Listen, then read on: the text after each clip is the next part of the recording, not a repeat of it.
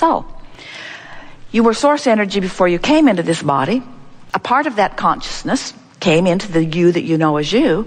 And as you explore the variety and continually give birth to new expanded ideas, the source within you rides that rocket, so to speak, and becomes the fullness of every new idea that you launch.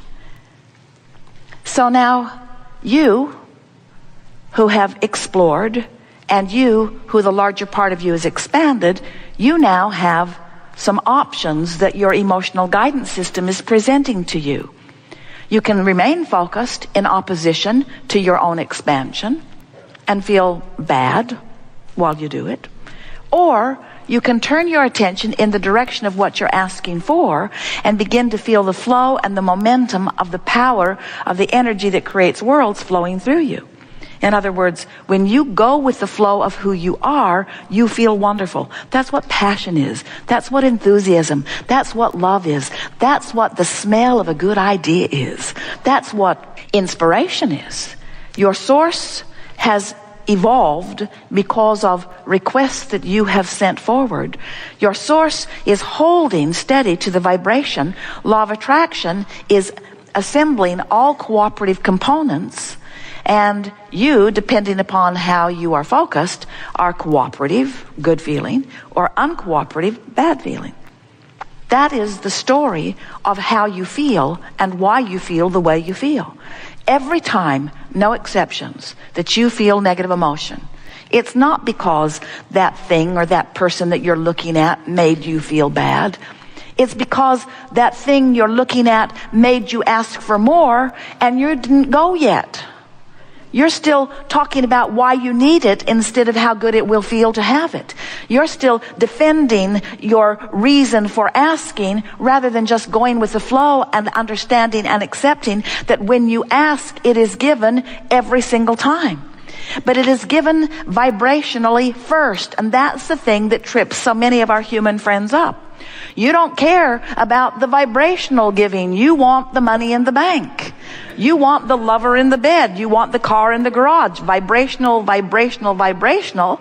What's this vibrational stuff? I want to spend it. I want to know it. I want to see it, smell it, hear it, taste it, touch it, feel it. I want the tactile, physical experience of it. And we say, if you will satisfy yourself just for a little while with the emotional version of going with the flow, if you will be satisfied for a while to feel the exhilaration of the good idea, it is our promise to you that your good idea will manifest in your life experience, in your what you call reality, in the same way that it has already taken shape and form in this vibrational reality. This vibrational reality is a reality. It is the vibrational precursor to everything that you know that is physically manifested. But as humans, you've become such organizers of the physical stuff and such observers of the physical stuff that you have lost your sense of who you really are. So you want to see something rather than feel something. We want you to get back to that primal, pre-birth, source energy, memory, that sometimes it feels good just to feel good by affecting the direction of your thought and finding the feeling. The beasts of your planet still remember that. They are much more intuitive, you call them. They are much more instinctual, you call them, which means they're listening to vibration. And you say, well, they've just got good ears. And we say, yes, they do. They have good ears. They are keenly sensing vibration. They see better than you do. They hear better than you do. They smell better than you do. Their food tastes better than yours does, and it's dog food.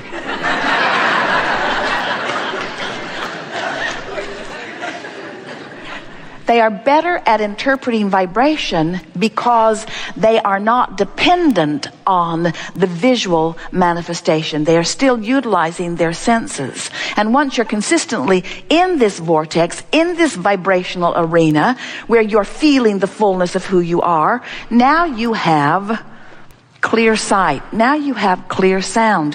Now you're in this vibrational sphere where what you're asking for can be revealed to you. Now, does that sound like a fairy tale to you? It must. It must. You go home and say, Went to that seminar, and that Abraham person kept pointing at the floor and calling it a vortex. This imaginary friend that Abraham has.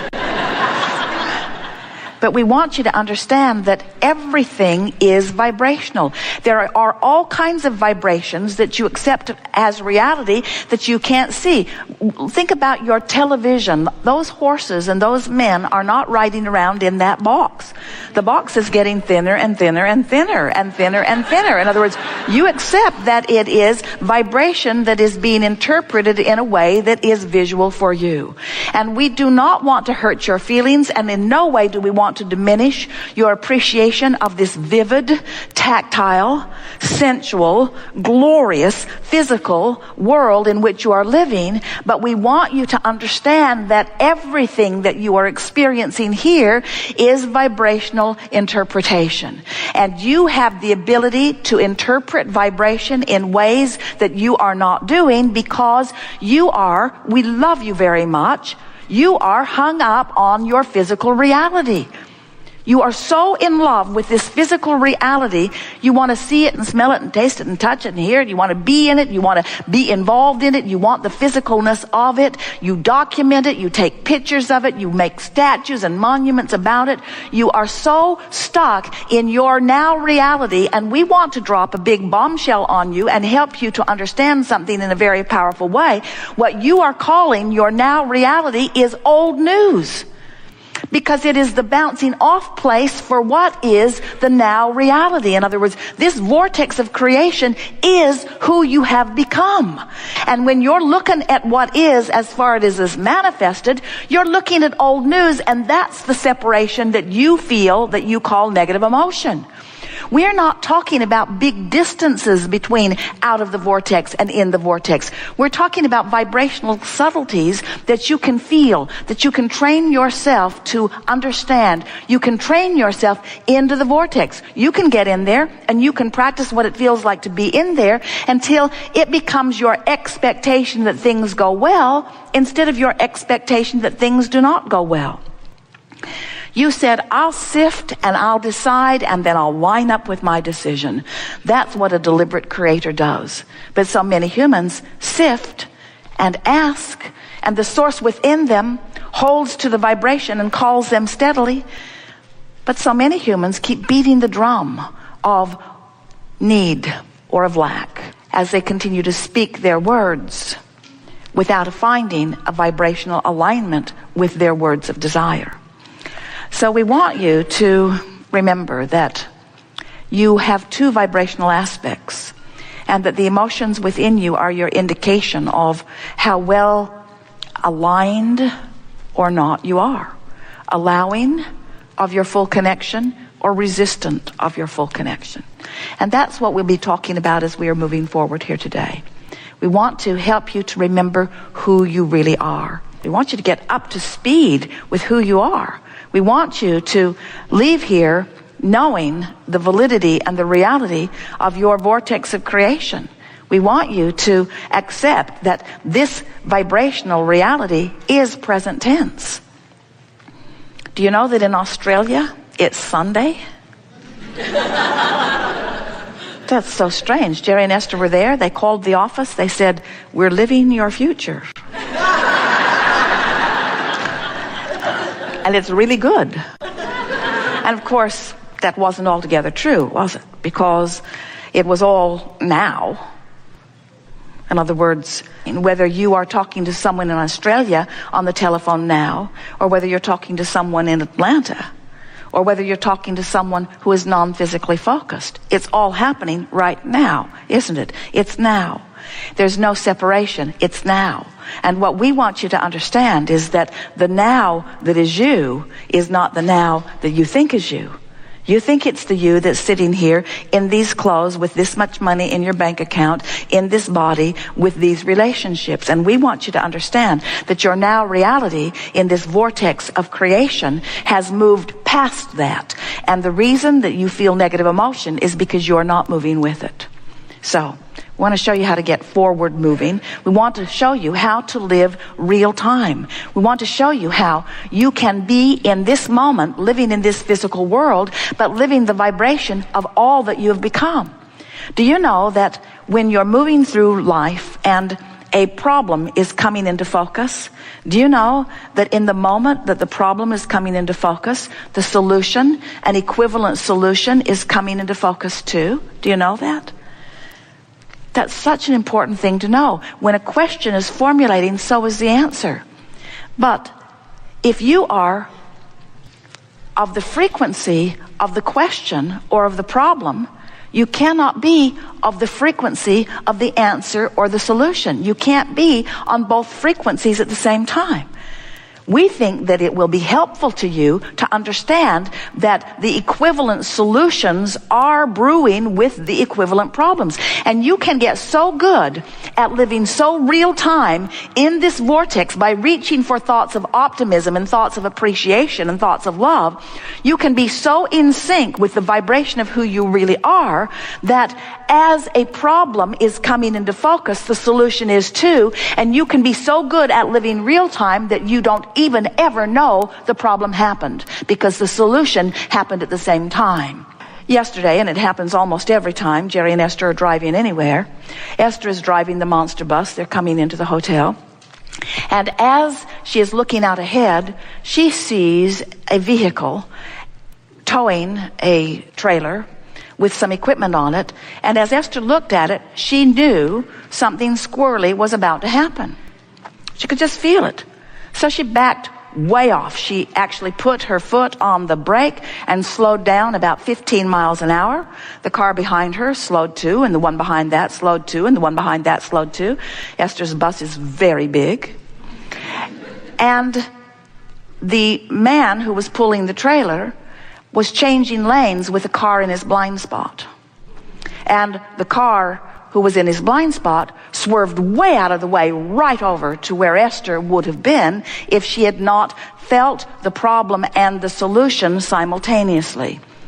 Now that happens to you all the time. You know it does. All the time you have those sensations, and much of the time you don't actually ever get to see the problem play out so that you don't get to crow about your solution. But we want you to understand that it's happening all day, every day. Your physical body, trillions of cells, when something is ingested or introduced to your body, you breathe a bacteria or a germ, or you ingest something in food or air. The trillions of cells in your body launch these rockets of desires and find the solution before your body ever finds the problem. In other words, this is happening all day, every day. You are introduced to so many things that if the doctors could get you to go every hour on the hour and let them check, they would pronounce you terminally ill with so many different things, because your body is compensating all day, every day for what's coming to it. When you are an ornery toad, you interfere with the communication of the trillions of your cells.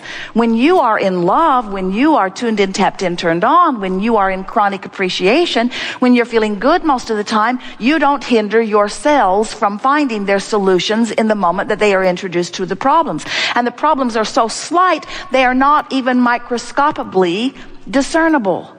When you allow yourself to live real time, where solutions and problems are dancing together, that's what you said you would do. Not one of you said, I'll go into the physical and I'll make life so hard for myself and others around us that we will really expand.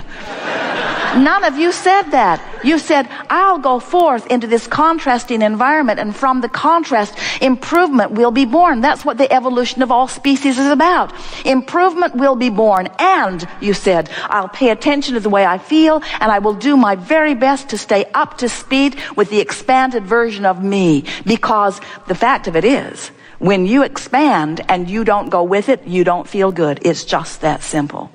You are a lover, and when you don't love, it feels awful. You are one who knows the worthiness of your being, and when you don't feel worthy, you feel awful. And it's not because someone outside of you is assigning that judgment and feeling bad about something you've done. It's that you expanded and you're not up to speed with you. Every negative emotion you feel, no exception, every single time, is because part of you expanded and the other part didn't.